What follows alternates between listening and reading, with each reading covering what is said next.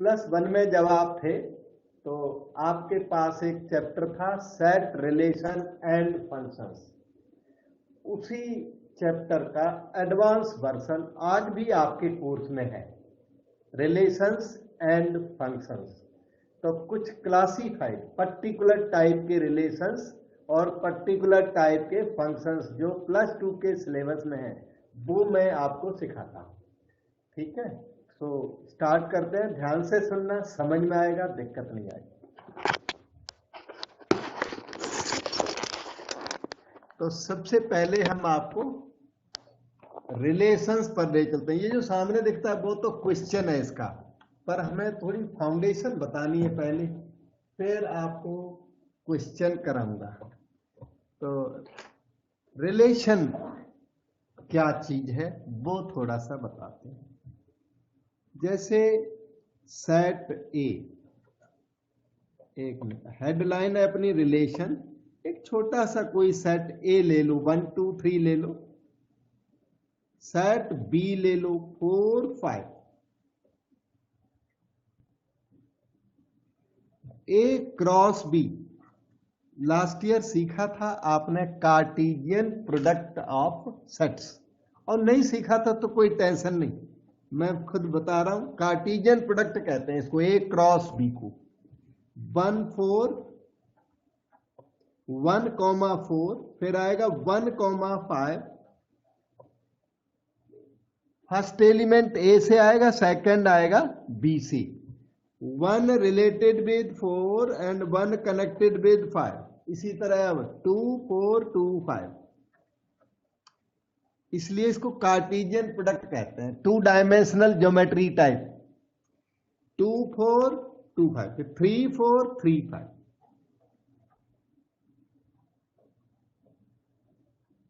ये जो आपने कर लिया, this is known as Cartesian product,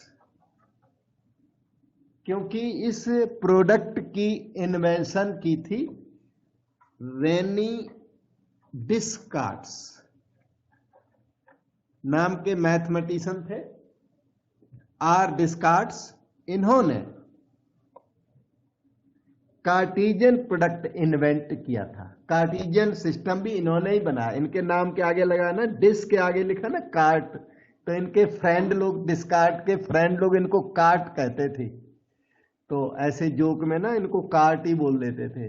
तो ये जो कार्ट के नाम पर उसने कार्टेशियन बना दिया, उसे खुद भी अपना नाम बड़ा पसंद था। ये कार्टेशियन कोऑर्डिनेट सिस्टम है, इन्हीं का बनाया हुआ है, आर डिस्कार्ड्स का। अब इसका कोई सबसेट ले लो तो उसे रिलेशन कहते हैं। Any subset of A cross B is relation from A to B. किसी भी सबसेट को रिलेशन कहते हैं। जैसे ये रिलेशन R1 है, इसके कुछ एलिमेंट लिख लो। 1 4 ट्रीटेड एज 1 एलिमेंट, 1 4 रिलेशन का 1 एलिमेंट हुआ ये। एक और ले लो 2 4, तो सेकेंड एलिमेंट हो गया। तो R1 क्या है ये? This is subset of A cross B. ये क्रॉस बी का सबसेट है, और इसलिए R1 क्या है? रिलेशन है, relation from A to B. कोई भी सबसेट, एक और दिखाता हूं, R2 इज इक्वल टू, कोई भी सबसेट इसका पिकअप कर लो, 1 5 3 4 रख लो, 3 5 रख दो।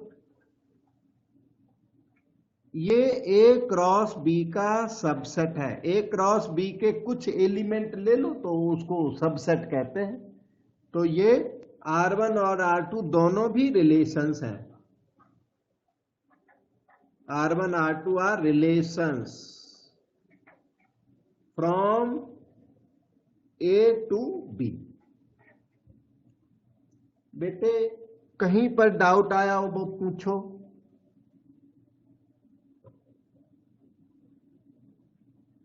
ओके, तो हम अब थोड़ा सा आगे चलते हैं। अब हम स्टडी करेंगे relation from A to A to B नहीं, यह है relation from A to B ना।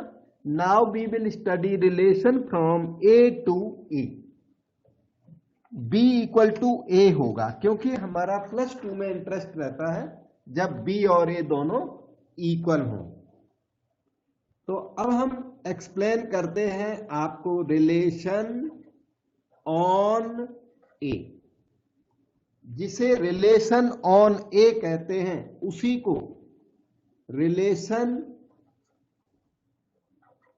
इन ए भी कहते हैं। एनसीईआरटी इन ए लिखती है, remaining books mostly on A लिखते हैं। इसी को कहते हैं relation is subset of A cross A. ये तीनों एक ही बातें हैं। Relation on A, relation in A, relation is subset of A cross A, या ऐसे भी relation is R from A to A. ये सारे नोटेशन सेम है। एक एग्जाम्पल के थ्रू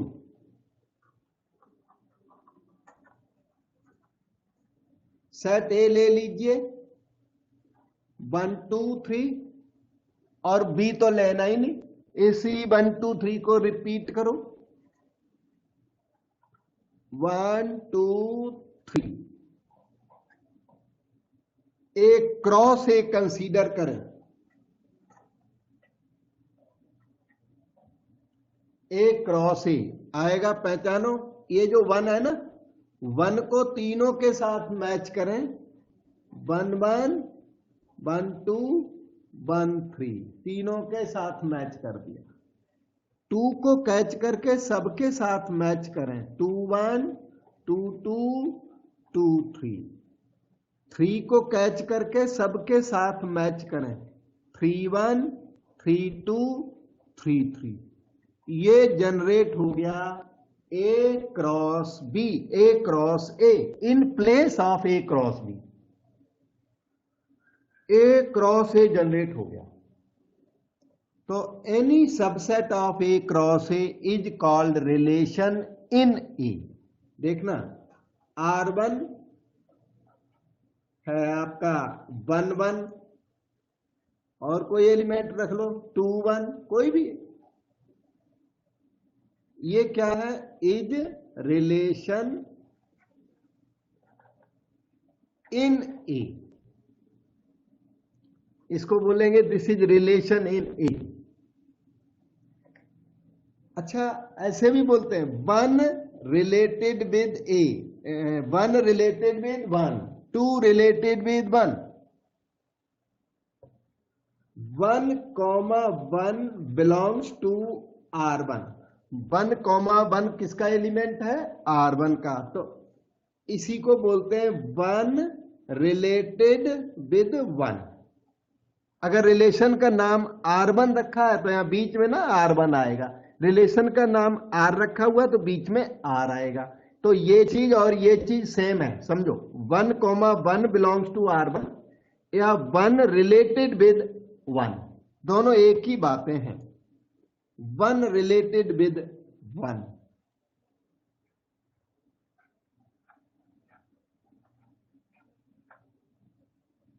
जैसे 2 comma 1 बिलोंग्स टू R1, तो हम बोलेंगे 2 रिलेटेड विद 1। मतलब ये कि 2 इज रिलेटेड टू 1। ऐसे अगर बोलोगे ना A B belongs to R, कभी बोलोगे तो इसका मतलब होगा ए रिलेटेड विद बी। ये देखो, ये धीरे धीरे आ गया, A B belongs to R का मतलब है ए रिलेटेड विद बी। तो ये हमने एक R1 बताया, R1 is relation in A, या R1 is subset of A cross A. Relation in A ये क्या चीज है? Subset of A cross A. इसी तरह एक और रिलेशन R2 रख लेता हूं, 1 1 1 3 कोई भी एलिमेंट उसके उठा के 1 1 लिख दिया, 1 3 3 1, कोई भी एलिमेंट लिख दो, ये लो 3 1, ये क्या है? This is another relation in A.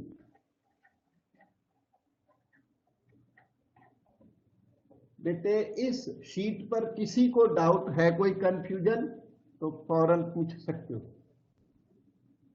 Sir हाँ जी, हाँ जी, बोलो।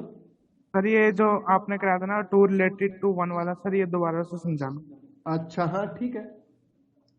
इधर देखो, ये यहां पर है ना 1 1 belongs to R, 1 1 belongs to second relation. ये R2 तो इसलिए लिख दिया क्योंकि एक ही सेट में ना दो रिलेशन डिफाइन कर रहे हैं। वैसे R1 नहीं लिखते, R ही लिखते हैं ज्यादातर। ठीक है, R1 R2 इसलिए लिख दिया कि 2 रिलेशन मैंने सिखाए एक ही क्वेश्चन में, इसलिए। वैसे तो R1 नहीं, R ही लिखोगे आप मोस्ट ऑफ द केसेज में। तो देखो 1 1 बिलोंग्स टू R1, ये R2 में बिलोंग करता है। इसका मतलब ये है 1 इज रिलेटेड टू 1। 1 जो है सेल्फ रिलेटेड है, खुद से रिलेटेड है। 1 इज फ्रेंड ऑफ हिमसेल्फ और herself. You are friend of yourself. 1 related to 1, वो अपना ही रिलेटिव है। ठीक है, अच्छा ये देखना 1 3 belongs to R2, 1 3 belongs to R2 का मीनिंग है कि 1 is friend of 3, 1 related to 3, 1 is friend of 3, तो 1 इज रिलेटेड टू 3। ये R2 तो रिलेशन का नाम है, जो कि सफिक्स टू क्वेश्चंस में जनरली आपको नहीं मिलेगा, क्योंकि डबल रिलेशन हम स्टडी नहीं करते एक साथ, तो आपको रिलेशन R मिलेगा सारे क्वेश्चंस में। बेटे और बताऊं क्या, समझ में आया? Yes sir. और किसी को कोई डाउट? तो ये हमने थोड़ा सा रिलेशन इन ए सिखाया। रिलेशन इन ए क्या होता है? पहले सिखाया relation from A to B, फिर सिखाया relation from A to A. हमारा ज्यादातर interest relation from A to A रहेगा। बी हट गया +2 में, +1 में बी भी था, अब बी नहीं आएगा।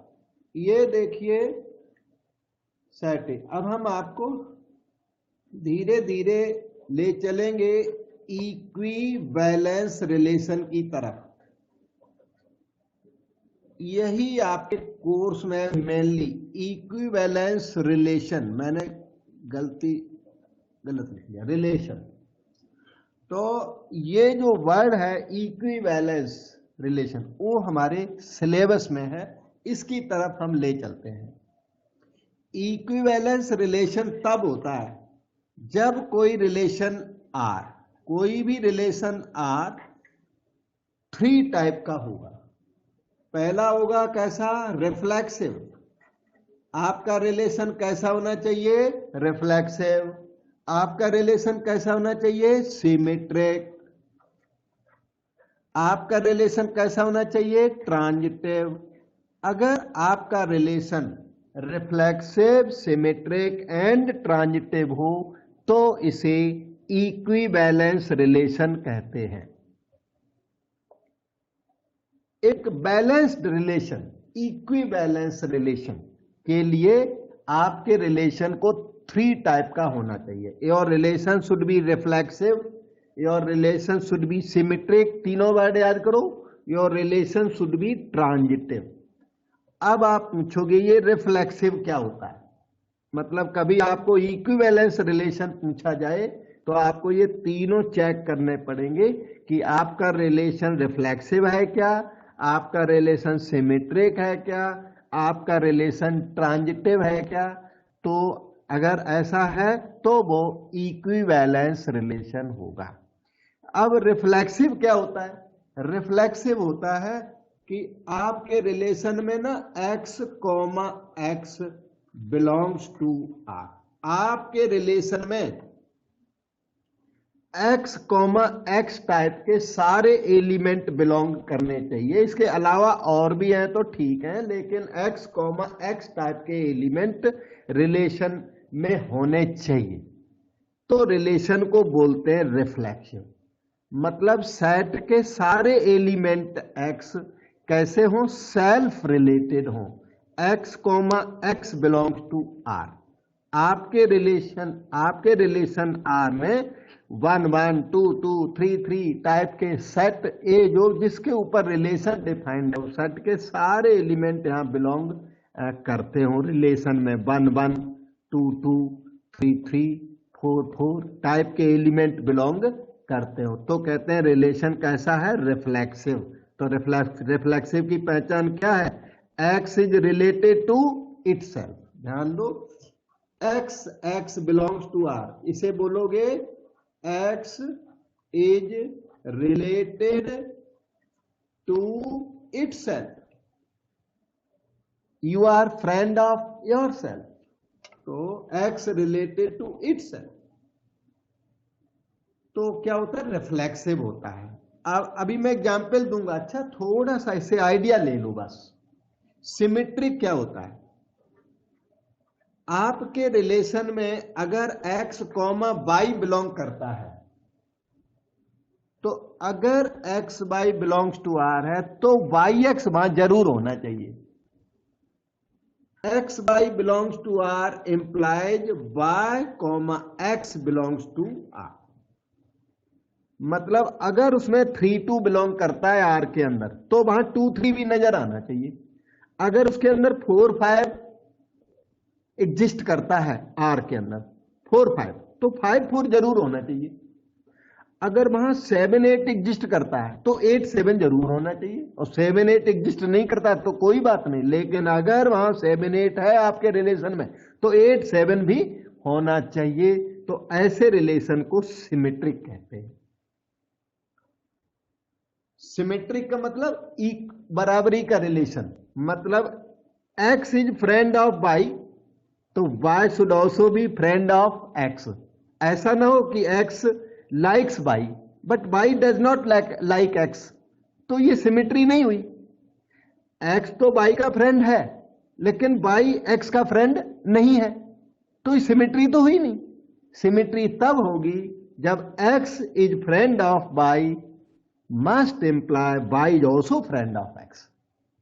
तो x रिलेटेड विद y हो तो y रिलेटेड विद x होना जरूरी है, तभी रिलेशन को बोलते हैं सिमेट्रिक। रिफ्लेक्सिव कहते हैं वो सेल्फ रिलेटेड हो, वो खुद का फ्रेंड हो। सिमेट्रिक कहते हैं कि अगर a b का फ्रेंड है तो b a का फ्रेंड भी होना चाहिए, तो उसे कहते हैं सिमेट्रिक रिलेशन। अब ट्रांजिटिव क्या होता है कि रिलेशन में ट्रांजिटिविटी है कि नहीं, मूवमेंट है कि नहीं। मतलब ये कि x related with y, x y का फ्रेंड है, and y related with z, y जो है z का फ्रेंड है। x y से रिलेटेड है, x related with y and y related with z।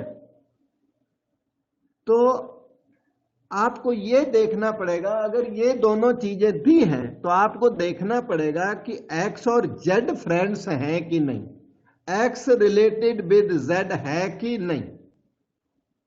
x related with z हो भी सकता है, नहीं भी हो सकता, लेकिन x रिलेटेड विद z अगर है तो रिलेशन में ट्रांजिटिविटी है, ट्रांजिशन है, मूवमेंट है, मूव कर रहा है relation. x related with y and y related with z implies x related with z, तो इसको बोलते हैं ट्रांजिटिविटी। मतलब मूवमेंट का मूवमेंट है, वो रिलेशन मूव कर रहा है, रिलेशन आगे प्रोसीड कर रहा है। x y का फ्रेंड है, y z का फ्रेंड है, तो x z का फ्रेंड होना चाहिए, और अगर है तो हम बोलेंगे रिलेशन ट्रांजिटिव है। और अगर x z को मान लो एक दूसरे को जानते तक नहीं है तो हम बोलेंगे रिलेशन ट्रांजिटिव नहीं है। और हमारा रिलेशन इक्विवेलेंस रिलेशन तभी बनेगा जब रिलेशन रिफ्लेक्सिव होगा, सिमेट्रिक होगा, एज वेल एज ट्रांजिटिव होगा। तीनों वर्ड थोड़ा थोड़ा समझ में आया बेटा? Yes sir. ओके, अब हम आपको इनके एग्जाम्पल देते हैं। अभी हमने सेट ए की बात की थी, सबका थोड़ा थोड़ा एग्जाम्पल, फिर क्वेश्चन पे आ जाओगे। सेट ए की बात की थी, जैसे 1 2 3 और अगेन ए को लिख दो 1 2 3। तो ए क्रॉस ए डिफाइन करो, 9 एलिमेंट आएंगे। 1 को कैच करके तीनों के साथ मैच करो, उनके तीनों के साथ 1 1 1 2 1 3 अभी किया था आपने। 2 को कैच करके ऑल द 3 के साथ मैच करो, 2 1 2 2 2 3। 3 को कैच करके तीनों के साथ मैच करो, 3 1 3 2 3 3। अब देखो मैं रिलेशन R1 रिलेशन बताता हूं। इसमें क्या है, 1 1 ले आओ, 2 2 ले आइए, 3 3 ले आइए, सारे ले आइए जो सेल्फ रिलेटेड है, वो सारे एलिमेंट ले आओ इसके अंदर। तो ये रिलेशन रिफ्लेक्सिव है, इज रिफ्लेक्सिव रिलेशन, क्योंकि इसमें 1 1 2 2 3 3 मतलब ए के सारे एलिमेंट एक दूसरे से रिलेटेड है। सेट ए के सब एलिमेंट सेल्फ रिलेटेड है, एक दूसरे से मतलब सेल्फ रिलेटेड है, खुद से रिलेटेड है। 1 is friend of it self, 2 is friend of it self, 3 is friend of it self. इसलिए रिलेशन R1 को बोला जाएगा रिफ्लेक्सिव। लेकिन अगर कुछ कम एलिमेंट हो ना, जैसे ये R2 है 1 1 2 2, अगर कुछ कम एलिमेंट कर दिए तो ये रिफ्लेक्सिव नहीं है। रिफ्लेक्सिव के लिए सारे एलिमेंट सेल्फ रिलेटेड वाले सारे एलिमेंट आने चाहिए, तो ये थोड़े कम रह गए, तो ये रिफ्लेक्सिव नहीं है, क्योंकि इसमें 3 3 आया नहीं, क्योंकि रिफ्लेक्सिव के लिए सारे आने चाहिए, ये इसका रूल है। नॉट रिफ्लेक्सिव मतलब रिफ्लेक्सिव के लिए, अब यहां पर आ जाओ, रिफ्लेक्सिव के लिए क्या होना चाहिए, x should be related to x for what, for all x in A। Set ए के ऑल एलिमेंट्स सेल्फ रिलेटेड होने चाहिए, जबकि यहां पर फॉर ऑल नहीं है ना, यहां भी फॉर ऑल नहीं है ना, यहां फॉर ऑल है। x बिलोंगिंग टू ए मतलब सेट ए का ईच एलिमेंट सेल्फ रिलेटेड होना चाहिए। 1 रिलेटेड विद 1, 2 रिलेटेड विद 2 तो है, लेकिन 3 रिलेटेड विद 3 इसमें नहीं है, तो ये वाला R2 रिफ्लेक्सिव नहीं है। सर जबकि हाँ जी, सर अगर A क्रॉस A के अंदर ये 3,3 नहीं होगा फिर क्या होगा? किसके किसके अंदर, A क्रॉस A के R1 अंदर, के अंदर, हाँ? A के अंदर 3,3 एलिमेंट ही ना हो। A क्रॉस A में तो ये आएगा ही। फॉर एग्जाम्पल सर 3 क्रॉस 3 मतलब एलिमेंट कम कर दो, यहाँ 1 2 कर दो, वहां 1 2 कर दो, फिर सर 3 3 नहीं आएगा। उस केस में ये रिलेशन बन जाएगा ये R2। Okay sir. हाँ जी, वो वहां है ही नहीं।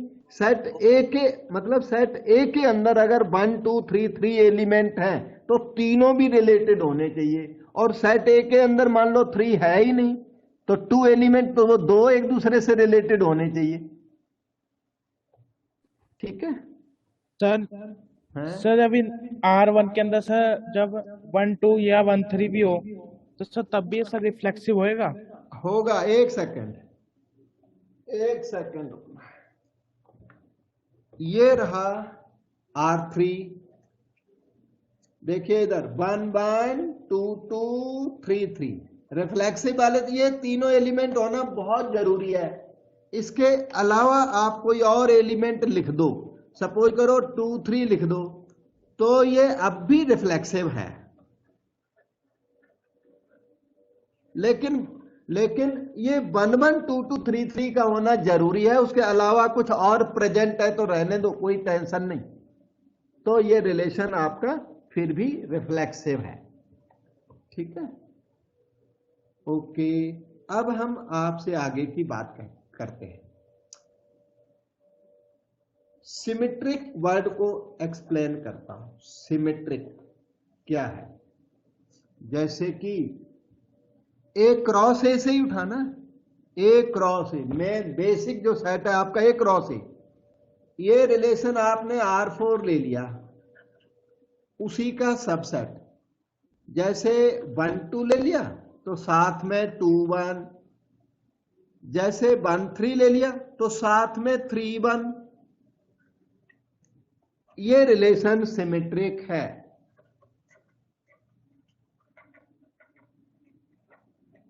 क्योंकि अगर 1 2 बिलोंग करता है तो उसमें 2 1 जरूर होना चाहिए, 1 3 बिलोंग करता है तो उसमें 3 1 बिलोंग जरूर करना चाहिए, और 2 3 में बिलोंग नहीं करता तो कोई टेंशन नहीं, नहीं करता तो नहीं करता, जो करता है उसको उसका सिमेट्री उसमें होना चाहिए। जैसे कि ये R5 है, 1 1 2 2 3 3, और ये दो एलिमेंट और 1 2 2 1। ये जो रिलेशन है ये रिफ्लेक्सिव भी है, 1 1 2 2 3 3 की वजह से रिफ्लेक्सिव भी है, और इन दोनों की वजह से सिमेट्रिक भी है। तो this is reflexive as well as symmetric. ये दोनों भी है, रिफ्लेक्सिव भी है और सिमेट्रिक भी है। कि जब भी ए बी है तो वहां बी ए जरूर होना चाहिए, और ए बी नहीं है तो कोई बात नहीं, मतलब यहां 2 3 नहीं है तो कोई बात नहीं, लेकिन अगर आपने 2 3 इंसर्ट कर दिया तो वहां 3 2 होना चाहिए। ठीक है, मतलब सिमेट्री के लिए हर एलिमेंट को रिवर्स करके देखा जाए तो रिवर्सल वहां एग्जिस्ट करना चाहिए। अब बात रही ट्रांजिटिविटी की। ट्रांजिटिव जैसे कि ये R5 है, 1 related with 2, 2 related with 3, 1 related with 2, 2 related with 3। अब इसमें 1 3 श्योर लाई करना चाहिए। 1 is friend of 2, 2 is friend of 3, तो 1 मस्ट बी फ्रेंड ऑफ 3, तो ये रिलेशन आपका ट्रांजिटिव हो जाएगा। ये ट्रांजिटिव है क्योंकि 1 is friend of 2, 2 is friend of 3, these 2 imply कि 1 इज फ्रेंड ऑफ 3। तो इस तरह से ट्रांजिटिविटी रिलेशन हुआ करता है। और कोई रिलेशन ऐसा भी हो जाता है जो रिफ्लेक्सिव भी, सिमेट्रिक भी, ट्रांजिटिव भी, तो ऐसे रिलेशन को इक्विवेलेंस रिलेशन कहते हैं। मैं इक्विवेलेंस रिलेशन एक बार डिफाइन कर देता हूं। इक्विवेलेंस रिलेशन वैसे तो मैंने बिगिनिंग में बताया, लिखा था, फिर एक बार डेफिनेशन भी लिख देता हूं। A relation which is reflexive, symmetric and transitive is called equivalence relation.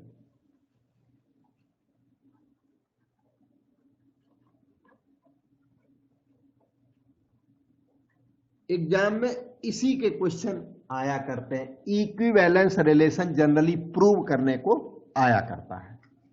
बेटे कुछ एक्सक्यूज मी सर। हाँ जी सर एग्जाम में हमें इंडिविजुअली तो नहीं आएंगे ना कि prove that this is reflexive और दिस इज सिमेट्रिक रिलेशन? आ भी सकता है बेटा, अभी मैं क्वेश्चन करा रहा हूं, उससे पता लगेगा आपको। जनरली इक्विवेलेंस पूछते हैं, फिर 1 मार्क के लिए रिफ्लेक्सिव अकेला भी पूछ लेगा बेटा, कोई बड़ी बात नहीं। Sir thank you. हाँ जी सर मुझे ना सिमेट्रिक में थोड़ा डाउट है। एक मिनट, अब मैं क्वेश्चन कर रहा हूं बेटा। इसी मैं आपको 3 वर्ड आज पूरे लेक्चर भर सिखाऊंगा, तो डाउट हट जाएगा, फिर भी ना हटे तो बात करना।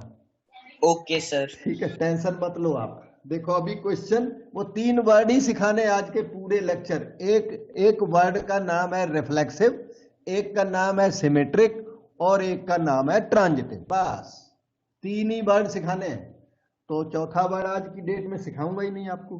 ओके, इधर आ जाओ। Let T be. अब इन्होंने जो सेट ए बोलते रहते हैं ना, तो इन्होंने टी सेट, सेट का नाम टी रख दिया, T be equal to X such that X is a triangle in plane. मतलब जहां सेट ए लेते हैं ना, वहां इन्होंने सेट टी ले लिया, ट्राइंगल इन प्लेन। एंड ये रिलेशन, ये टी तो फॉर्मेलिटी है, मेन रिलेशन आपका ये है, ये मेन है। R is the relation, relation is equal to, इन्होंने रिलेशन डिफाइन किया, ध्यान दो, T1, T1 का मतलब वन ट्राइंगल, T2 का मतलब another triangle, T1 comma T2, जिसे हम X कॉमा Y बोला करते हैं ना, वो इसमें T1 कॉमा T2 लिखा हुआ है। T1 T2 इसी T के एलिमेंट्स हैं, such that T1 is congruent to T2, ये कांग्रुएंसी का रिलेशन है, T1 related with T2, triangle T1 congruent to T2, ये रिलेशन का नाम है। Show that R is an equivalence relation. ठीक, अब इक्विवेलेंस रिलेशन प्रूव करके देना है। पहले तो ये जो लिखा है इसका मीनिंग, सिंप्लीफाइड मीनिंग समझो आप। ये जो लिखा है इसका मीनिंग ये है बेटे, देखो सब लोग, T1 comma T2 belongs to R, आगे इफ एंड ओनली इफ लिख दो, अच्छा लगेगा। T1 is congruent to T2, ये अपनी इजी लैंग्वेज में वो सेट लिख दिया हमने। देखो वो R लिखा ना, R इक्वल टू दिस, उसी को मैंने ये लिख दिया।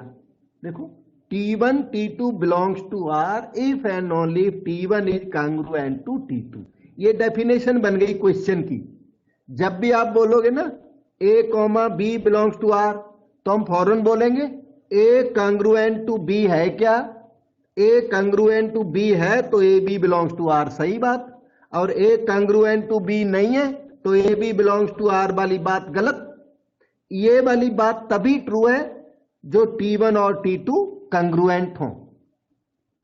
T1 T2 कांग्रुएंट है तो ये ट्रू है, और अगर वो हैपन हो तो ये ट्रू है। दोनों एक दूसरे से कनेक्टेड है। जो क्वेश्चन ने वहां लिख के दिया उसको हमने इजी फॉर्म में बना लिया, ये यूजेबल फॉर्म में है। अब हम रिफ्लेक्सिव चेक करते हैं। रिफ्लेक्सिव के लिए आपको चेक करना पड़ेगा कि T1 रिलेटेड विद T1 है कि नहीं, मतलब ट्राइंगल रिलेटेड टू इटसेल्फ जरूर होना चाहिए। तो देखते हैं कि T1 रिलेटेड विद T1 आता है कि नहीं। ध्यान देना, रिफ्लेक्सिव के लिए T1 कॉमा जो T2 है ना, उसे भी आपको T1 लिखना पड़ेगा। T1 बिलोंग्स टू R, ये वाली बात कैसी होनी चाहिए, ट्रू होनी चाहिए। T1 रिलेटेड टू इटसेल्फ वाली बात कैसी होनी चाहिए, ट्रू होनी चाहिए। ठीक है, यहां T2 को T1 लिखना है रिफ्लेक्सिव के लिए। फिर क्या हुआ, अब T1 बिलोंग्स टू R कब होगा, if T1 is congruent to T1। अच्छा, अब आप ये बताओ कि every triangle is congruent to itself, ये वाली बात ट्रू है कि फॉल्स है, इधर वाली बात बताओ, ट्रू है कि फॉल्स? ट्रू।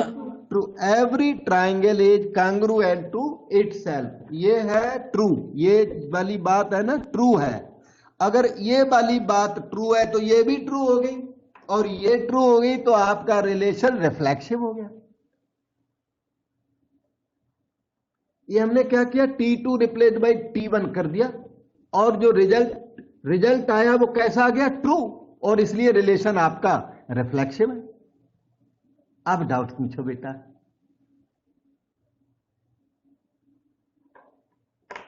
नंबर 2, अब बोलूंगा सिमेट्रिक। एक दो क्वेश्चन से आपको फिर आइडिया काफी लग जाएगा, क्योंकि साफ सुथरा करेंगे तो लगने लग जाएगा आइडिया। सिमेट्रिक के लिए आपको यहीं से स्टार्ट करना पड़ेगा। ध्यान दो, T1 comma T2 belongs to R से स्टार्ट करना है। सिमेट्रिक के लिए आपको क्या करना है, T1 रिलेटेड विद T2 से स्टार्ट कर देना, और फिर इम्प्लाइज या IFF लिख दो, या इफ एंड ओनली इफ, ऐसे वर्ड लिख लिख करके कहाँ पहुंचना है, यहां पहुंचना है T2 T1 belongs to R पे पहुंचना है। T1 रिलेटेड विद T2 से स्टार्ट करो और T2 रिलेटेड विद T1 पर फिनिश कर दो, मतलब ये प्रूव कर दो, बीच के स्टेप्स फिल कर दो, तो सिमेट्रिक हो जाएगा। मतलब ये A related with B implies B related with A, so relation R is symmetric. Symmetric के लिए आपको यहां से स्टार्ट करके यहां पर फिनिश करना होता है सारे क्वेश्चंस में, जो कि हम बताएंगे दूसरों में भी, पर ये मॉडल समझ लो ऐसा होता है। रिफ्लेक्सिव में क्या है, T1 T1 belongs to R से स्टार्ट करके ट्रू वर्ड पर एंड करना है every time. T1 T1 belongs to R से स्टार्ट करके ट्रू पर एंड करना है। और सिमेट्रिक के लिए T1 T2 belongs to R से स्टार्ट करके T2 T1 belongs to R पे फिनिश करना है। और आपने कर दिया तो आपको कुछ बोलने की जरूरत नहीं है, ये this itself is the proof of symmetry. अब मैं स्टार्ट करता हूं, A रिलेटेड विद B से स्टार्ट करके B रिलेटेड विद A पर फिनिश करना है। तो T1 T2 belongs to R का मीनिंग देखो, वहां ऊपर लिखा है, वो ऊपर वो डेफिनेशन आपको सारे क्वेश्चन में यूज करनी है ये वाली। तो इफ एंड ओनली क्या हो गया, T1 is congruent to T2। अच्छा, triangle number 1 congruent to triangle number 2 हो तो क्या ट्राइंगल 2 कांग्रुएंट टू ट्राइंगल 1 होगा? Yes Yes, sir. sir. हाँ, क्योंकि ट्राइंगल 1 इक्वल टू ट्राइंगल 2, तो triangle 2 is also equal to triangle 1, so you can say T2 is congruent to T1। T1 T2 को interchange इस यहां पर अलाउड है, और अलाउड होने की वजह से T2 रिलेटेड विद T1 सही बात हो गई। T2 कांग्रुएंट टू T1 ला तो दिया, और इसका मीनिंग है T2 रिलेटेड विद T1 हो गया। आपने T1 T2 belongs to R से स्टार्ट करके T2 T1 belongs to R prove कर दिया। बस T2 को इधर T1 को उधर कर दिया, तो T2 T1 belongs to R हो गया। तो A रिलेटेड विद B से स्टार्ट, मेरा सेंटेंस कंप्लीट होने दे बेटा। A रिलेटेड विद B से स्टार्ट करें, B रिलेटेड विद A पर फिनिश कर दें, तो इसको कहते हैं सिमेट्री हो गई, रिलेशन सिमेट्रिक हो गया। हाँ जी, क्या क्या बोल रहे हैं? यस, हेलो,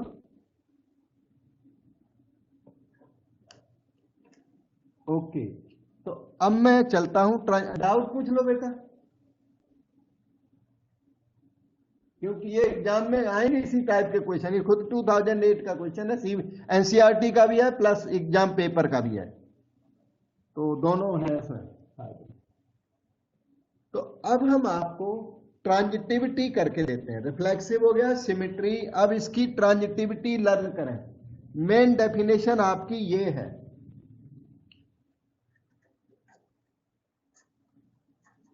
ध्यान दो। ट्रांजिटिव के लिए क्या करना पड़ता है, A related with B and B related with C से स्टार्ट करके A रिलेटेड विद C पर फिनिश करना होता है। यहां पर फिर से मैं लिख के देता हूं, ट्रांजिटिविटी के लिए क्या करना है, A related with B, AB belongs to R and BC belongs to R से आपको स्टार्ट करना होता है। ये इसकी स्टार्टिंग है, और IFF करते हुए AC बिलोंग्स टू R पर फिनिश करना होता है। ये इसका मॉड्यूल है ट्रांजिटिविटी का। Start with A related with B and B related with C, finish at A related with C. If you can do it, then you are through for transitivity. The relation is transitive in that case. तो transitive के लिए T1 T2 belongs to R, ध्यान दो, T1 T2 belongs to R and T2 T3 belongs to R से finish start करना पड़ेगा। आपको start करना है A related with B and B related with C और IFF बीच में यूज करते करते फिनिशिंग आपकी यहां अंदाजे से मैं यहां पर लिख देता हूं। IFF करते करते यहां पर क्या क्या लाना पड़ेगा बताओगे बेटा? आप बताओ। T1 T3 belongs to T1 T3 belongs to T1 T3 belongs to R. T1 T3 belongs to R पे फिनिश कर दिया तो आपका ट्रांजिटिविटी कंप्लीट माना जाएगा। A related with B and B related with C से स्टार्ट करके A related with C लाना है और अगर आ गया तो आपका ट्रांजिटिविटी कंप्लीट हो जाएगा। तो आगे चलता हूं। T1 T2 belongs to R का सिंपल मीनिंग है T1 is congruent to T2 and T2 T3 belongs to R का मतलब है T2 is congruent to T3 और कांग्रुएंसी आप जानते हैं just like equality T1 equal to T2 T2 equal to T3 can you say that T1 equal to T3 here? Yes, sir. yes sir. A equal to B B equal to C का direct meaning A equal to C और इसी का direct meaning है T1 T3 belongs to R। T1 related में T3 ला तो दिया आपने, T1 और T3 कांग्रुएंट है तो इसका इसी का डायरेक्ट मीनिंग है T1 T3 belongs to R क्योंकि T1 जो दो कांग्रुएंट है वो एक दूसरे से रिलेटेड है। तो आपने A related with B B related with C से स्टार्ट किया और A रिलेटेड विद C पर फिनिश कर दिया। रिलेशन आपका ट्रांजिटिव हो गया। So your relation R is reflexive symmetric as well as transitive, hence this is an equivalence relation. बेटे डाउट पूछो।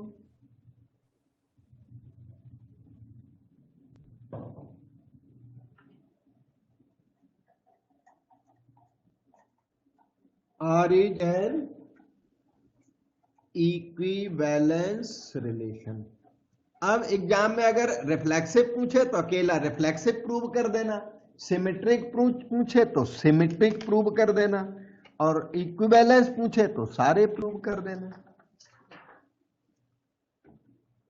4 मार्क के क्वेश्चन में फुल क्वेश्चन आता है, कोई पार्ट आएगा तो 1 मार्क का आ जाएगा। अब देखिए ये है क्वेश्चन 4 नीचे है, 4A ऊपर है। 4A 4B ऐसे भी कह सकते हो, ये लो B बोल देता हूं। दोनों सिमिलर क्वेश्चन है, फिर दोनों यहां क्यों लिखे मैंने? सिमिलर है लेकिन ये 2008 और 2019 में है, अब वो 2020 में है। तो सिमिलर तो है लेकिन फिर भी थोड़े से अलग है। मैंने सोचा दोनों करा देता हूं क्योंकि दोनों ही एग्जाम में आए हुए हैं। चलो रीड करता हूं पहले ये ऊपर वाला question number 4A। Show that relation R on Z। Z जानते हो, सेट ऑफ इंटीजर्स का relation. R set of real number नहीं है, R क्या है वो है रिलेशन का नाम इन्होंने रखा है। Z कहते हैं सेट ऑफ इंटीजर्स। मैं थोड़ा ऐसा इंट्रोडक्शन दे देता हूं हल्का सा, वैसे ज्यादा जरूरत नहीं है लेकिन फिर भी। Z कहते हैं इसे 0 +- 1 +- 2 +- 3, इसे कहते हैं सेट ऑफ इंटीजर्स। इसे I से भी डिनोट करते हैं। Set of integers, whole numbers, positive negative zero सब आ जाता है सेट Z में। अच्छा, अब सेट की बात हुई तो मैं और भी सेट बता देता हूं। N is set of natural numbers 1 2 3, इन्हें कहते हैं, एक बार बता देता हूं सारे। Set of natural numbers. N के बाद ना सेकंड सेट आता है W। W बताओ बेटा, सारों को तो पता होता है। सेट ऑफ होल नंबर्स 0 1 2 3 है ना, ये होता है set of whole numbers. Whole numbers क्या है? Natural numbers including 0, whole numbers. और जेड तो पहले ही लिख दिया मैंने इंटीजर्स का, उसके एक्चुअली जेड यहां पर होता है थर्ड नंबर पर, जेड थोड़ा सा जीरो दोबारा लिख देता हूं, +-1 +-2, ये लीजिए सेट ऑफ इंटीजर्स।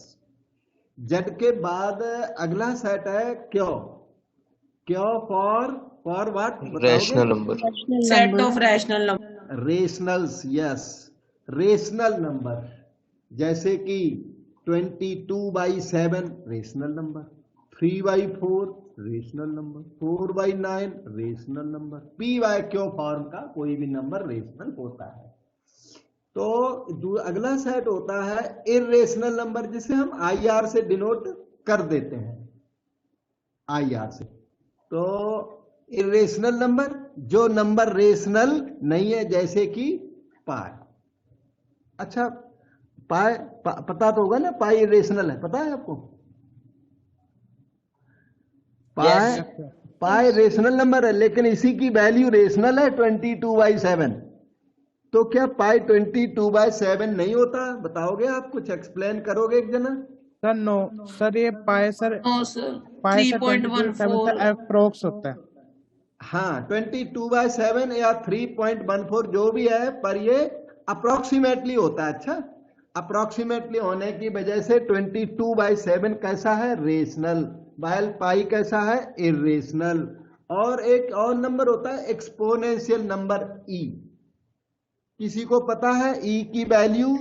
1.7 ऐसे कुछ है सर। 1.7।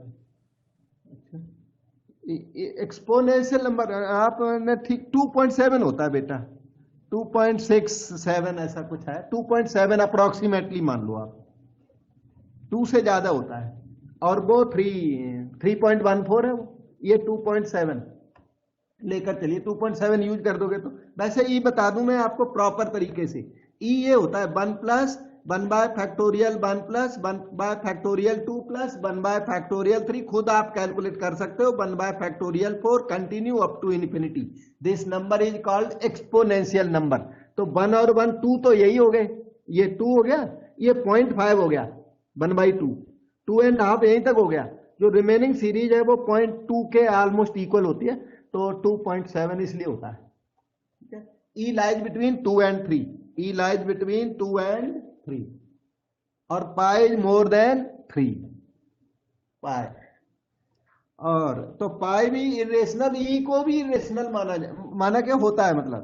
अच्छा, और √2 √3 ये सब कैसे नंबर्स हैं? इरेशनल नंबर्स हैं।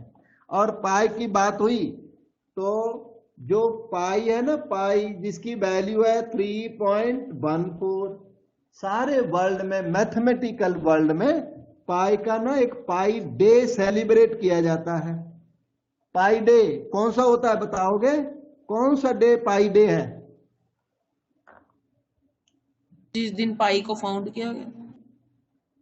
नहीं बेटे, पाई डे जैसे सेलिब्रेशन करते हैं ना, जैसे बर्थडे सेलिब्रेट करते हैं, उसी तरह पाई डे का सेलिब्रेशन होता है दूसरी कंट्रीज में। तो मैं बताता हूं आपको, आज याद करो, 3.14 है ना, 3.14 का 3.14 की वजह से ये जो 14 लिखा है ना, 14 वो तो है डेट, और जो 14 अब 3 लिखा है वो मार्च है। तो सारे वर्ल्ड में 14 मार्च को पाई डे सेलिब्रेट किया जाता है। ठीक है, हाँ ये पाई डे है। ओके, तो सेट ऑफ इरेशनल नंबर पर आ गए। अब चलिए सेट ऑफ रियल नंबर्स पर। रियल नंबर होते हैं all rationals united with irrationals gives rise to set of real numbers. तो इस तरह हमने आपको क्या सिखा दिया? नंबर सिस्टम बताया। कम्प्लेक्स नंबर यहाँ जनरली आता नहीं है, सेट यहाँ सेट रिलेशन फंक्शन में ना कम्प्लेक्स नंबर आता नहीं है, इसलिए हमने सी सेट नहीं लिखा, यहां तक रख दिया। इनमें सब में क्या है? n is subset of w is subset of set of integers is subset of rational numbers subset of real number. अब set of irrational numbers is also subset of real number. ये इनका क्वालिटी होता है। तो ये बार बार आएंगे, कहीं N आएगा, कहीं डब्ल्यू, कहीं कुछ। तो ये एक बार मैंने आपको सारा प्रोग्राम बता दिया। Now come to question number 4।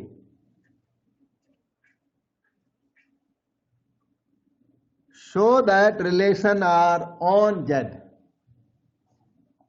वैसे तो ये फॉर्मेलिटी है, इससे आपको ज्यादा कुछ मतलब जनरली नहीं होता, फिर भी आर इज रिलेशन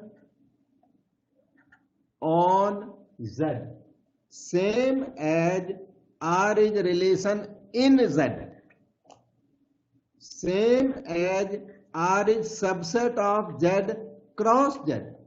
ये सब तीनों सेंटेंस एक ही है। अब आगे चलिए। डिफाइंड बाई, ये डेफिनेशन मेन है। R is equal to x comma y such that x minus y is divisible by 5।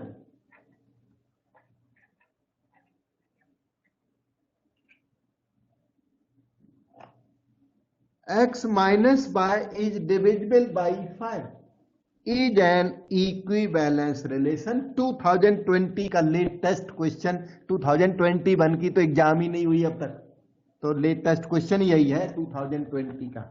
अब देखिए इसको किस तरह करोगे। सबसे पहले तो इसे सिंप्लीफाई कर लो, जैसे वहां किया था ऐसे ही लिखना। पहला काम ये सारे क्वेश्चंस में x y belongs to R लिखना है। देखो ट्यूनिंग याद करो, x by belongs to R if and only if x minus by is divisible by 5 is divisible by 5 लिख दिया। अब रिफ्लेक्सिव चेक करते हैं, रिलेशन हमारा रिफ्लेक्सिव है कि नहीं, चेक करता हूं। रिफ्लेक्सिव के लिए आप इस y को x लिख देना सारे डेफिनेशन में। ये आपकी मेन डेफिनेशन है जो यूज होगी, यूजेबल डेफिनेशन है ये। उसमें आप y को x लिख दो, और अगर ट्रू आ जाए तो रिफ्लेक्सिव, फॉल्स आ जाए तो नॉट रिफ्लेक्सिव। तो y को x लिख दो, x comma x belongs to r if and only if x minus x is divisible by 5, that is 0 is divisible by 5। बेटे ये जो सेंटेंस है ट्रू है कि false? Sir true. True. Zero में किसी का भी डिवीजन हो जाता है, और जीरो किसी को डिवाइड नहीं कर पाता, लेकिन जीरो खुद सबसे डिविजिबल है। Zero is divisible bye every number except itself. Zero upon zero meaningless होता है, जीरो अपॉन जीरो छोड़ के zero is divisible bye every number, लेकिन जीरो इज डिविजिबल बाय 5, ये बात हो गई ट्रू। और जीरो खुद किसी को डिवाइड नहीं करता। 5 अपॉन जीरो कैसा है? अनडिफाइंड। 9 अपॉन जीरो कैसा है? अनडिफाइंड। लेकिन ये चीज कैसी है? ट्रू। तो ट्रू वर्ड पर आपने एंड कर दिया। जो डेफिनेशन थी उसमें y को x लिखा, और ट्रू वर्ड पर एंड कर दिया, तो ये रिफ्लेक्सिव हो गया। आपको ज्यादा टेंशन नहीं लेनी, न ज्यादा बोलना है, ये आपने ट्रू कर दिया। बहुत ज्यादा बोलना हो तो बोल दो रिफ्लेक्सिव। बहुत सिमेट्रिक। तो लेट अस जस्टिफाई सिमेट्रिक। बेटे डाउट पूछ सकते हो? सिमेट्रिक के लिए सारे क्वेश्चन में क्या करना? x y belongs to r से स्टार्ट करना, x y belongs to r से स्टार्ट करना, और आई डबल एफ, ऐसे आई डबल एफ बार बार यूज करके, और फिनिश कहां करना बेटे आप बताओ? y comma x belongs to r पर फिनिश कर देना, और बीच में सही सही भर देना, और थोड़ा इसमें बीच में गड़बड़ी भी होगी तो भी सिमेट्रिक आपका मान ही लिया जाएगा मोस्टली। ठीक है, स्टूडेंट से थोड़ा बहुत एरर भी कभी हो सकता है, तो कभी छोटा मोटा एरर हो गया, क्योंकि मॉड्यूल आपका सही है कि यहां से स्टार्ट करना, यहां फिनिश करना। बीच में कोई छोटा एरर भी हो गया तो कई बार एग्जामिनर एक्सक्यूज कर देता, छोटा एरर हो गया लेकिन इसको आइडिया सही है। तो देखो आगे, x y belongs to r का मतलब है x minus y is divisible by 5। Is divisible by 5। अच्छा ये बताओ कि जैसे कि कोई नंबर मैं लिखता हूं 19 माइनस 4 डिविजिबल बाई 5 है बेटे, डिविजिबल बाय 5। क्या मैं कह सकता हूं कि 4 minus 19 will be divisible by 5? Yes sir. Yes, sir. बिल्कुल कह सकते हैं। नेगेटिव हो गया तो क्या डिविजिबिलिटी तो फिर भी है। तो अगर x minus bye divisible by 5 है तो y minus x is divisible by 5 गलत नहीं है, उसका ये मीनिंग है। और इसका मीनिंग ये y minus x divisible by 5 का मतलब है y x belongs to R आ गया, क्योंकि x y belongs to R का मीनिंग था x माइनस बाई, तो y x belongs to R का मीनिंग है बाई माइनस एक्स। तो इस तरह रिलेशन आर सिमेट्रिक हो चुका है। अब डाउट पूछो। अब रही बात ट्रांजिटिविटी की। रिलेशन आर इज ट्रांजिटिव, ये डेफिनेशन हमने यहां पर छोड़ दी, बाकी कर दिया। ये देखो, और नोट्स सभी लोग बना लेना। एग्जाम के टाइम ना नोट्स की, आपको अपने हाथ के नोट्स की जरूरत पड़ेगी। मैंने नोट्स दिए हुए हैं, मेरे हाथ के हैं, हमें हैंडी हैं। आप अपने हाथ से लिखोगे वो आपको हैंडी होगा, तो इसलिए नोट साथ के साथ यहां लिख के बनाया करो। कुछ छूट जाए उसको बाद में जरूर कवर करना, अगर आपको सही इंप्रूवमेंट चाहिए तो। अच्छा, अनड्यू कभी मैं तंग करता नहीं स्टूडेंट को, ये भी कर लो वो भी कर लो, लेकिन ड्यू थिंग छोड़ते नहीं, ड्यू थिंग करनी है। Okay, transitive relation. अनड्यूली मैं कभी नहीं बोलूंगा आपको कि ये याद करो वो याद करो, जो नहीं चाहिए वो कोई बात नहीं, लेकिन जो चाहिए उसको याद करना भी है। ट्रांजिटिव के लिए देखिए x y belongs to R. एक जना बता बेटा कहां से स्टार्ट करूं? X y belong to R and, और लिखना होता है Y, comma Z belongs to R. and yes, y Z belongs to R से स्टार्ट करके और हमको फिनिश करना है x comma z belongs to R.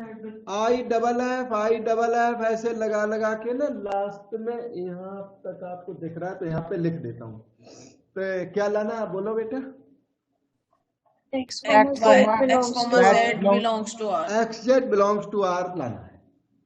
अब इधर आइए, x y belongs to R का मतलब है x minus y is divisible by 5 and y Z belongs to R का मतलब है y minus Z is divisible by 5।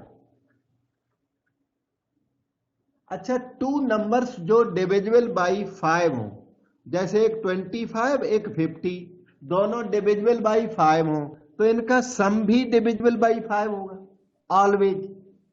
तो x minus y divisible by 5, y minus Z divisible by 5, तो their sum is also divisible by 5, also divisible by 5। आप पूछोगे सम क्यों किया कर दिया? सम इसलिए कर दिया कि हमने इस रास्ते से ना बाई को हटाना था, क्योंकि हमें तो आंसर एक्स जेड में लाना है, इसलिए रास्ते से हटाने का तरीका था कि सम कर दिया जाए और सेंटेंस को भी करेक्ट रखा जाए। तो सेंटेंस की करेक्टनेस को मेंटेन करते हुए हमने बाय को रास्ते से हटा दिया, और अब स्पेस बहुत ज्यादा बच गई। तो इफ एंड ओनली इफ, तो मैंने क्या किया, थोड़ी ज्यादा स्पेस दे दी। एग्जाम में आप भी मान लो ये लिखे बैठे हो, बीच में ज्यादा जगह छूट रही है तो अच्छा नहीं लगता, तो थोड़ा कवर कर दो ठीक से।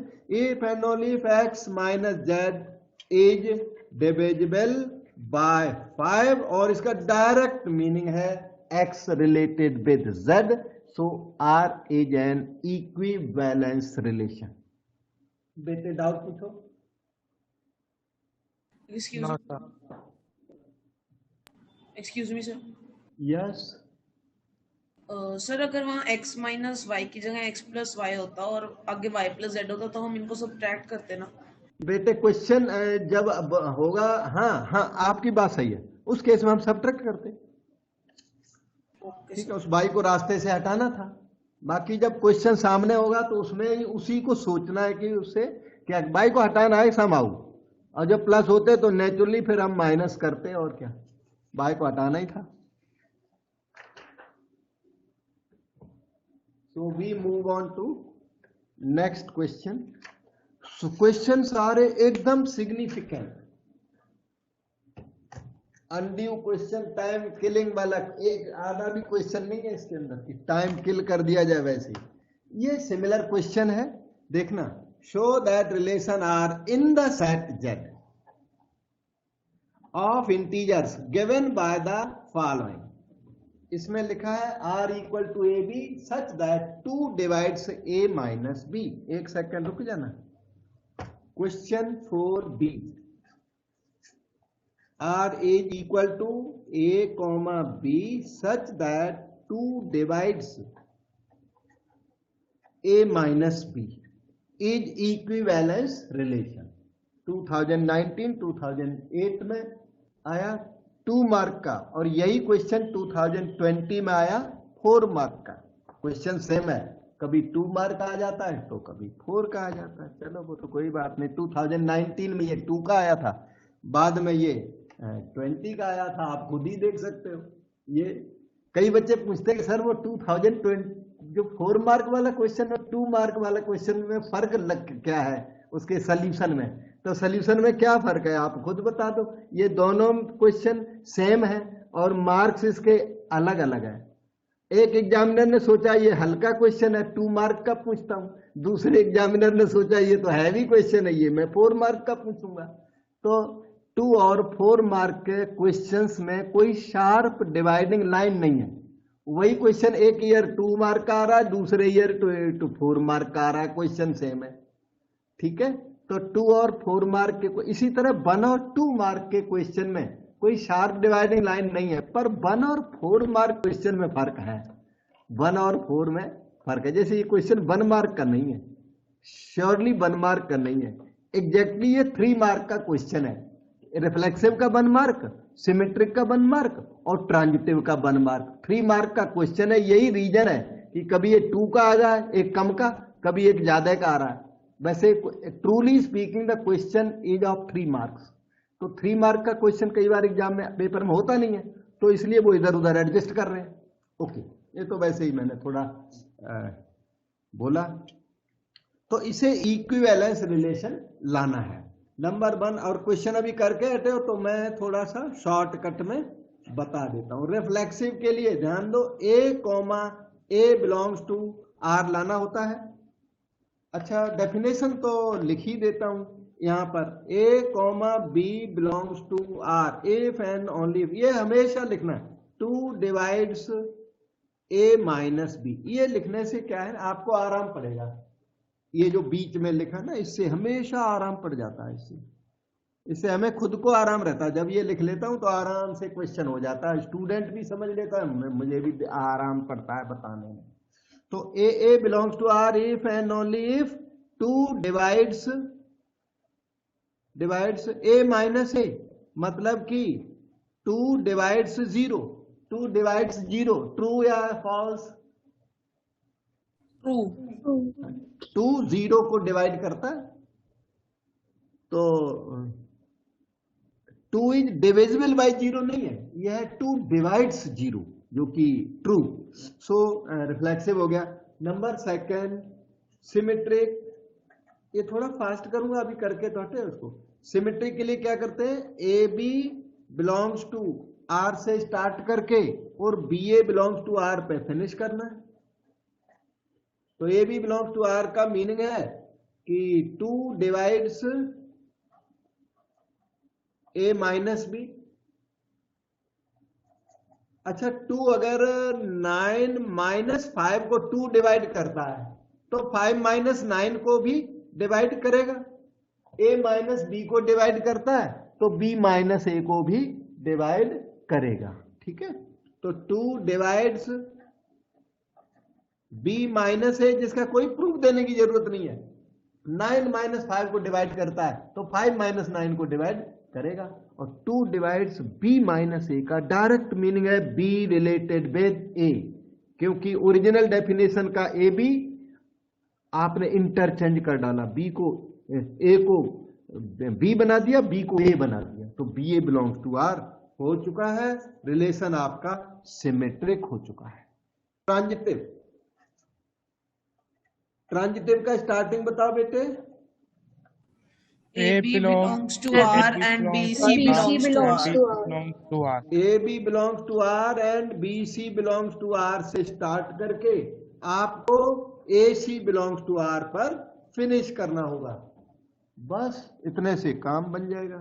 2 सेंटेंस है, लिख देता हूं। If and only if A B belongs to R का मतलब है 2 divides A minus B and अच्छा बताओ बेटे B C belongs to R का meaning B minus Divides B minus C.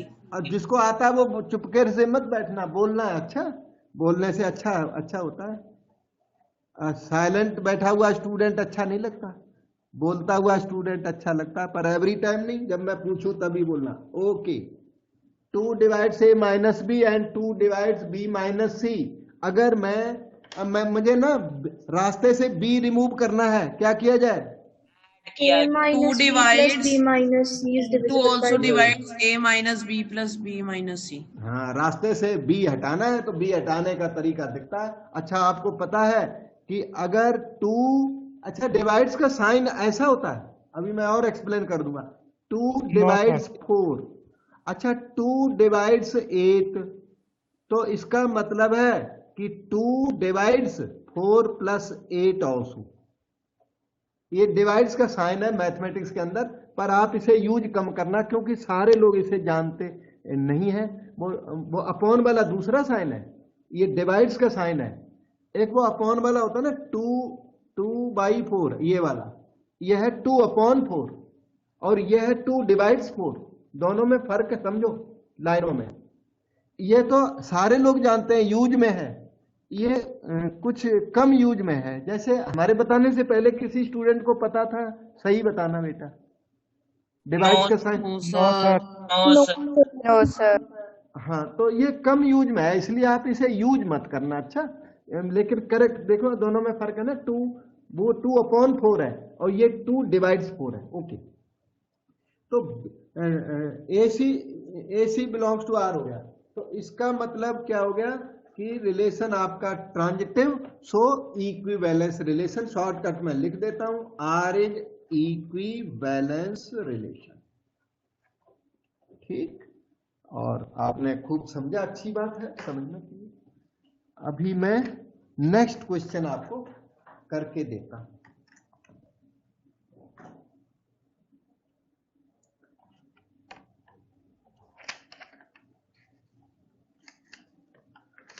एक ये है क्वेश्चन नंबर 6, और 6 नंबर थोड़ा सा लेंदी इसलिए है कि इसमें बहुत सारे पार्ट हैं। वैसे लेंदी नहीं है, इसमें बहुत कुछ पूछ डाला क्वेश्चन है, तो ये करने के बाद फिर ही आपकी छुट्टी होगी। तो ये मैं आपको करके देता हूं। क्वेश्चन नंबर 6 को देखिए। Show that relation R in the set A. इस बार इन्होंने ए लिख के भी दे दिया, 1 2 3 4 5।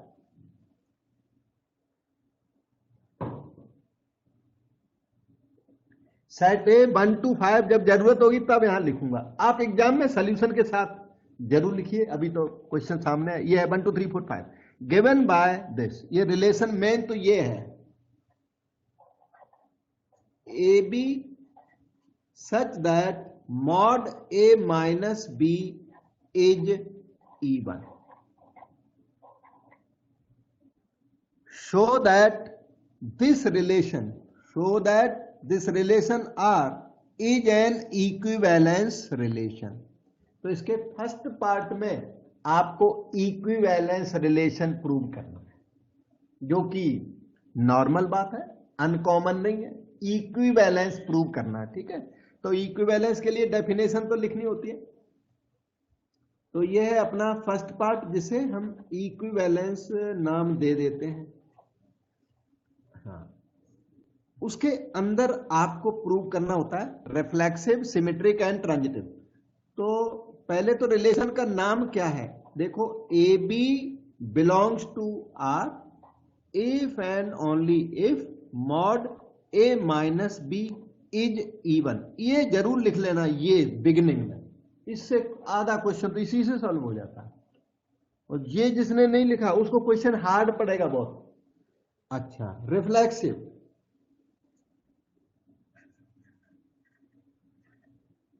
रिफ्लेक्सिव के लिए क्या करना है, जो ये डेफिनेशन आपने लिख दी उसमें बी रिप्लेस्ड बाई ए कर दो और आगे ट्रू वर्ड लिख दो, तो रिलेशन रिफ्लेक्सिव हो गया। लेकिन ट्रू वर्ड लिखने से पहले देख लो कि ट्रू है भी कि नहीं है, फॉल्स को ट्रू मत लिख देना।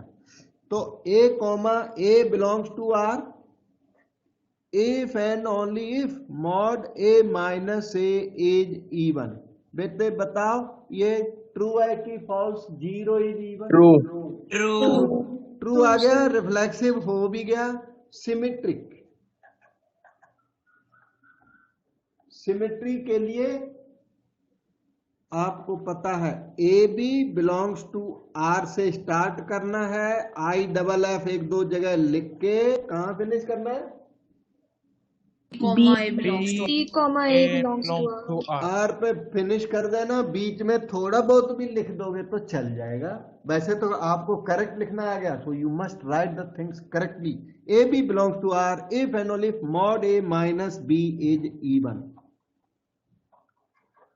अब यहां देखो मॉड 4 माइनस 8 इवन है, तो क्या 8 माइनस 4 इवन होगा क्या? Yes Yes, sir. sir. Yes, sir. In fact 4 minus 8 और 8 माइनस 4 इक्वल होंगे, इक्वल ही होते हैं ऑलवेज मॉड की वजह से। तो mod B minus A is also even, so B A belongs to R is right. कोई डाउट हो पूछो बेटे। सर जैसे सर आपने सर साइड में एग्जांपल देके सर करा था सर ये इवन होते हैं, हाँ हाँ तो सर पेपर में भी सर ऐसे एग्जांपल देके बताना पड़ेगा? बेटे पेपर में इधर वाला लिखना, इधर वाला एग्जाम्पल देके मत बता देना। एग्जाम्पल साइड में लिख सकते हो, जो मार्क मिलेंगे वो इसके मिलेंगे। यहाँ पे 4 माइनस 8 8 माइनस 4 कर दिया तो आपको मार्क्स नहीं मिले, क्योंकि वो पर्टिकुलर कर दिया ना आपने। ये इधर वाला आपको समझाने के लिए लिख देता हूं, इधर वाला है एग्जामिनर के लिए। Transitive,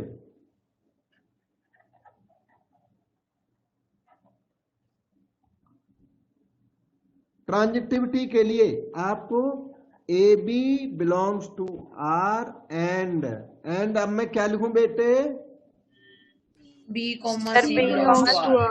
R. B C belongs to R, जो ए बी तो बी सी, एक्स वाई हो तो y Z belongs to R से स्टार्ट करके और फिनिश कहां करना है? If and only if AC belongs to R. A C belongs to R पर फिनिश करना है। बहुत केयरफुल रहते हुए यहां पर देखो लिखता हूं, A B belongs to R का मतलब है mod A minus B is even. वो डेफिनेशन में लिखा हुआ है, थोड़ा बहुत याद हो गया होगा। Mod A minus B is even and B C belongs to R का मतलब है mod B minus C is even.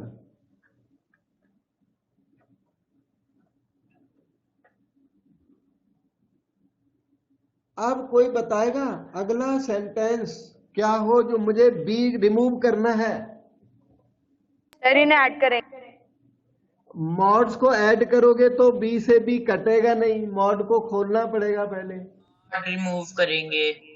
हाँ, मॉड को पहले ना अब मैं आपको बताता हूं, देखो यहां पे समझो। मॉड 4 माइनस 8 इवन है, इसीलिए हमें ये बताना पड़ता है आपको। मॉड 4 माइनस 8 इवन है, इवन है तो मॉड को हटा दो।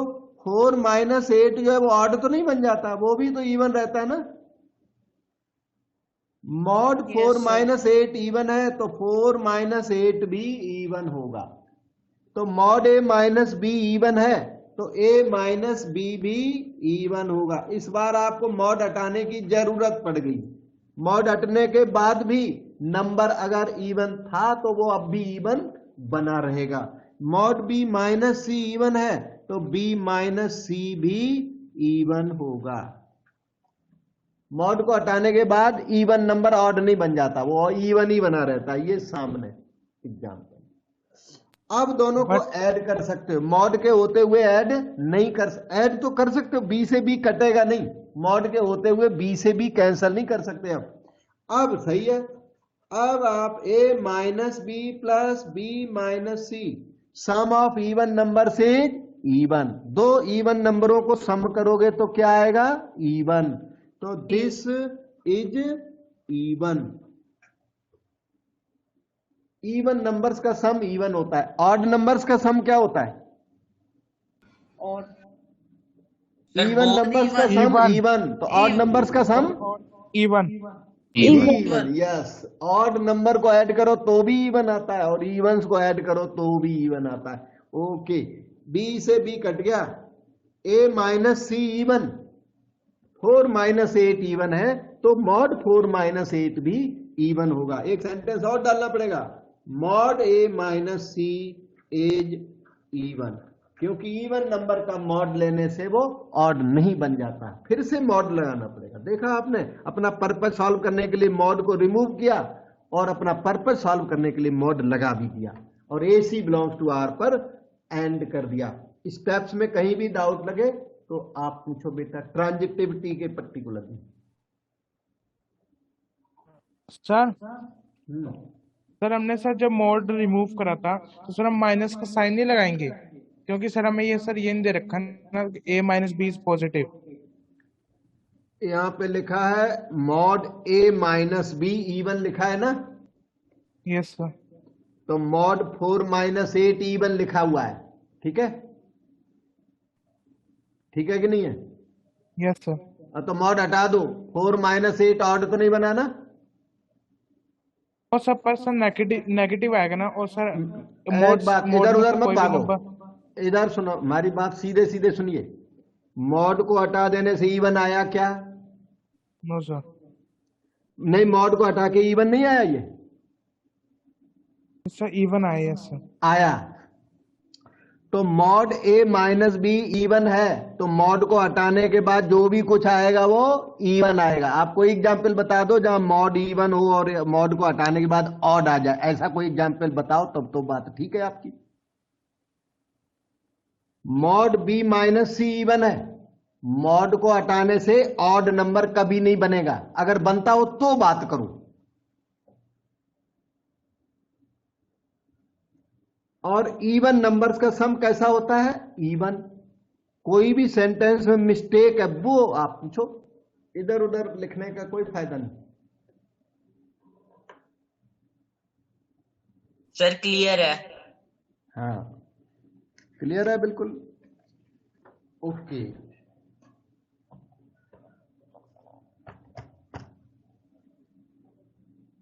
अब इसमें ना एक सेकेंड पार्ट है, क्वेश्चन नंबर 6 था ये, और क्वेश्चन नंबर 6 का एक जो उसमें सेट ए था वो था 1 2 3 4 5, यहां से क्वेश्चन स्टार्ट हुआ था। आपके जो x y A B C जो लिख रहा हूं ना, they all come from the set A B C जो लिख रहे हो ना, उनकी वैल्यू 1 2 3 4 5 है सभी जगह। ओके, तो सेकंड पार्ट में क्या होगा? पहले तो डेफिनेशन लिख दो, A B belongs to R if and only if mod A minus B is even. ठीक, show that all elements of 1 3 5 are related to each other। ये है, यहीं तक है सेकंड क्वेश्चन। फिर थर्ड पार्ट शुरू हो जाता है, बहुत सारे पार्ट है इसमें। आपको शो करना है कि all elements of 1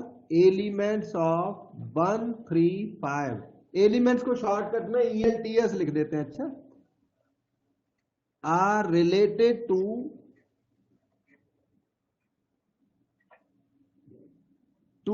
each other कहता है। ठीक, ईच अदर, ये बात आपको प्रूव करके देनी है कि all elements of 1 3 5 are related to each other. कहने का मतलब ये कि 1 related to 3, 1 related to 5, 3 related to 5, और भी ज्यादा लिखना हो तो 5 related to 3, 5 related to 1, 3 related with 1, each other है तो मेरे ख्याल से 1 1 इसमें नहीं आएगा।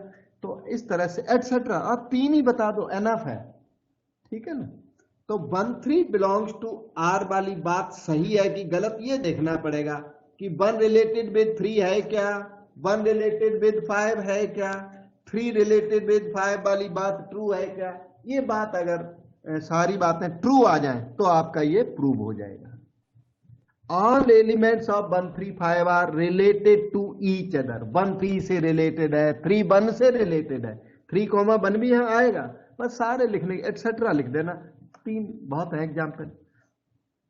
तो इसका मतलब क्या है, if and only if mod 1 - 3 is even. अब आप बताओ ये ट्रू है कि फॉल्स है, ये जो लिखा मैंने? ट्रू है। ट्रू है। तो ये ट्रू है, तो इसका मतलब 1 रिलेटेड विद 3 हो गया। अच्छा, अब इसको देखो, मॉड 1 - 5 इज इवन, ये भी क्या है? ट्रू, क्योंकि 4 इवन होता है, ट्रू। तो 1 रिलेटेड विद 5 भी हो गया, ये भी हो गया। This happens if 3 - 5 is even, true. और आगे बोल दो एटसेट्रा, है ना।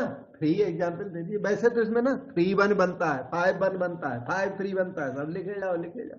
पर इतना एग्जामिनर भी इतना से सेटिस्फाइड हो जाएगा, कोई दिक्कत नहीं। ठीक है बेटा।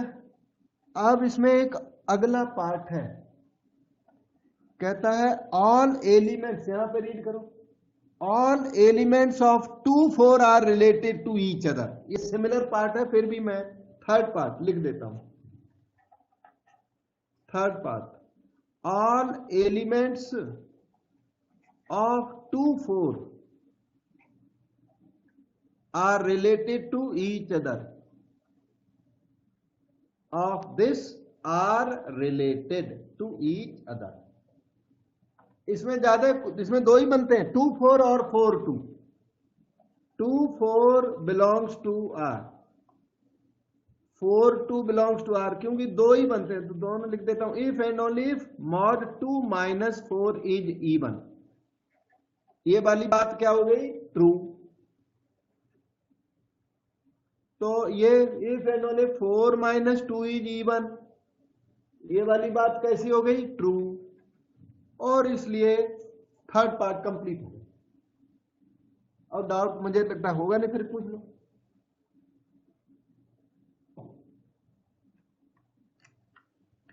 एंड लास्टली, छोटा सा एक पार्ट और, 1-2 मिनट का। But no element of 1 3 5 is related to any element of 2 4। 1 3 5 आपस में रिलेटेड है, 2 4 आपस में रिलेटेड है, लेकिन 1 3 5 में से कोई भी एलिमेंट 2 4 से रिलेटेड नहीं है। ये आपको प्रूव करके देना है। No element of 1 3 5 is related to any element of 2 4। मतलब उस सेट का कोई भी एलिमेंट इससे रिलेटेड नहीं है। मतलब ये कि 1 एक एलिमेंट उसका लो, एक इसका लो, 1 2 बिलोंग्स टू आर। बताओ ट्रू आना चाहिए कि फॉल्स आना चाहिए? फॉल्स। फॉल्स आना चाहिए। आप बिल्कुल सही समझ रहे। 3 2 एक एलिमेंट उसका लो, एक इसका लो, 3 2 बिलोंग्स टू आर, फॉल्स आना चाहिए। 5 4 बिलोंग्स टू आर, फॉल्स आने वाला है। इफ एंड ओनली इफ, यहां क्या लिखूं एक जना बताओ बेटा?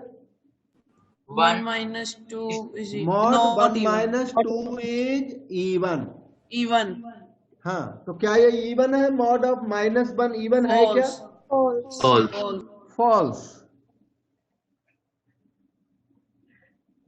If and only if mod 3 - 2 is even, false, क्योंकि ये 1 है। ये देखो mod 5 - 4 इज इवन, ये कैसा है? फॉल्स।